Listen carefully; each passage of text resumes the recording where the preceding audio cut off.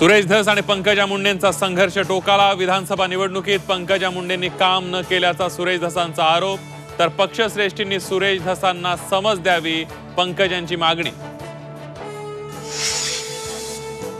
बीडच्या फरार खोक्याच्या प्रयागराज मधून आवळल्या मुसक्या, 6 दिवसानंतर फरार खोक्या पोलिसांच्या जाळ्यात। फरार आरोपी कृष्णा आंधळे नाशिकमध्ये गंगापूर रोडच्या दत्त मंदिरात कृष्णाला पाहिल्याचा दावा।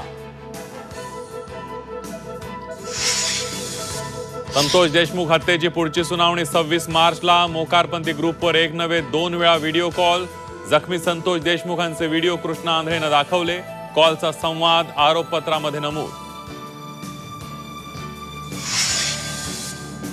वाल्मिक कराड आणि त्याची माणसं आपल्याला मारून टाकतील, हत्याआधी पती संतोष देशमुखांनी बोलून दाखवली होती भीती। आरोपपत्रात देशमुखांच्या पत्नीचा जबाब। शिवरायांच्या सैन्यात मुस्लिम नव्हते, नितेश राणेंच्या वक्तव्यावर विरोधकांची टीका। राणेंनी आधी इतिहास अभ्यास करावा, संजय राऊतांचा सल्ला।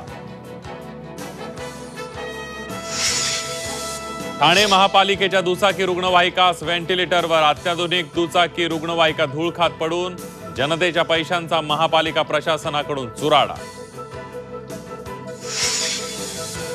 होळी धुलीवंदन रंगपंचमीसाठी मुंबई पोलिसांची नियमावली, तर रेल्वे गाड्यांवर फुगे मारणाऱ्यांवर पोलिसांची असणार बारीक नजर।